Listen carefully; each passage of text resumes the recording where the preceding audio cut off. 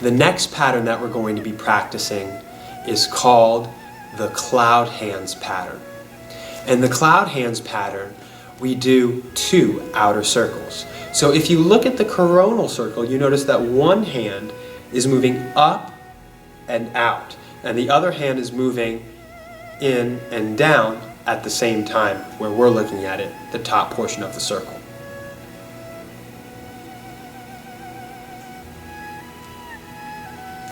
Well, in the cloud hands, both hands move up and out, and they do so in opposite sequence. Other than that, the body mechanics work the same way. Dantian rotation is still happening, Wuji alignment and relaxation is still happening, and now we're simply going to be moving the arms in this pattern. First, I'm going to show you the pattern, and then I'll talk about an exercise or a visualization that can help you to get it a little bit easier.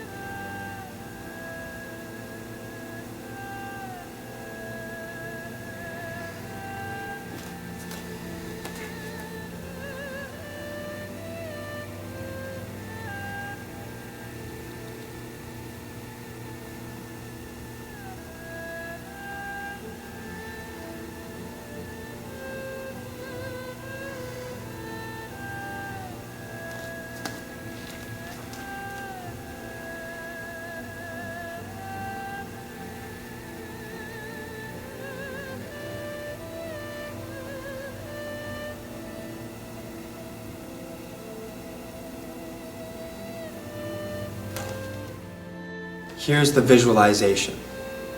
Imagine 2 circles connected at the center, which is roughly in front of your heart. Imagine these 2 circles. Imagine first they both connect at a point where they have 2 dots. They also have 2 dots at the top, 2 dots at the outside, and 2 dots at the bottom, so that each circle has 4 dots, similar to seeing it in terms of the 4 cardinal directions. Understanding this, we can look at the pattern of the arms as if they are following these dots. One of the arms begins here on the outside dot of its circle. The other arm begins here on the inside dots of the circle. As they move, they each travel to the opposite dot on their circle.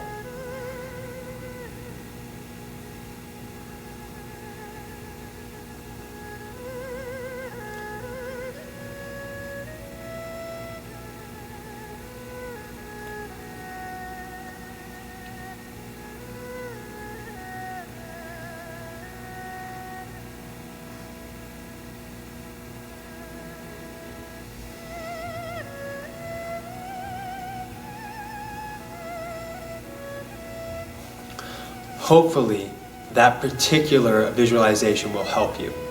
Now, while I was showing that visualization, I paused at each point, maybe even looking a little bit stiff. The reason I did that was for emphasis. When you practice this, of course, after you feel you've gotten the pattern and the timing of the hands, you're going to do it smoothly. Practicing 1, Wuji alignment, 2, Dantian rotation, driving the movement of the hands, and 3, the silk reeling of the arms, which is to circle and rotate around their own axis, all at the same time. Now, here's a little something that might help to illuminate how yin and yang are working in the body, specifically in the arms at this time.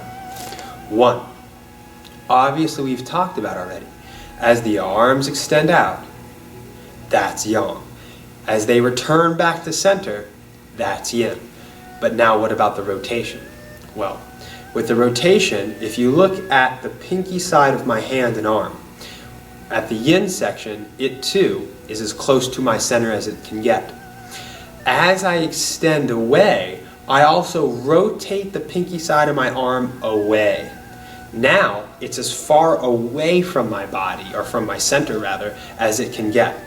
So I've gone from as yin as I can be to as yang as I can be on this side of the arm.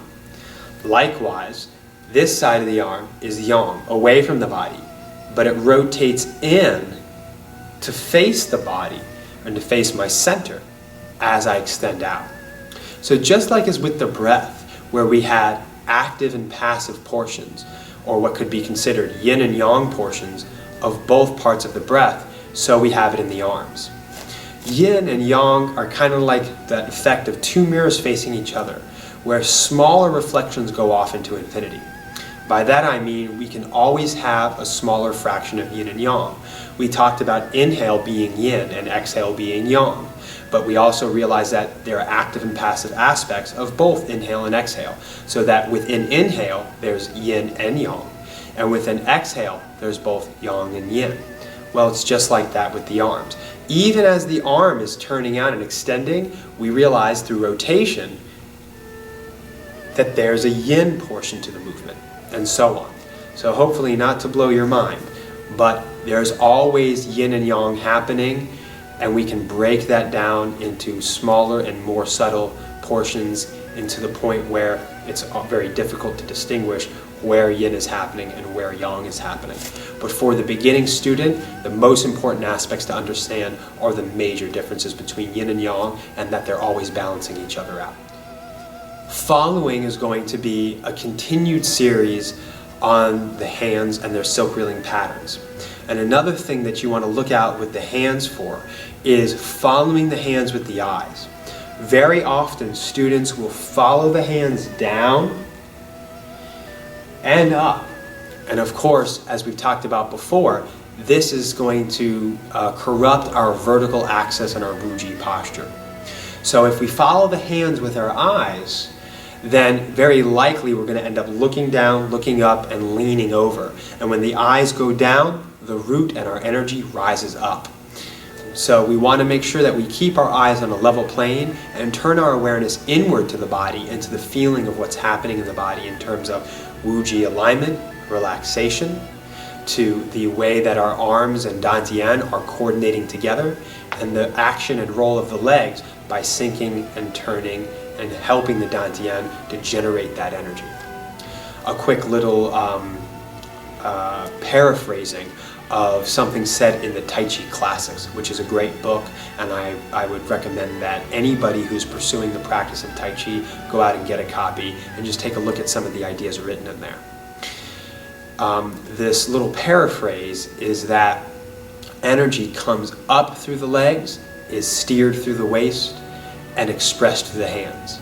And that simply means that our bent, sunk, rooted legs, by bending and turning, are driving energy up through the body and rotating it through the dantian.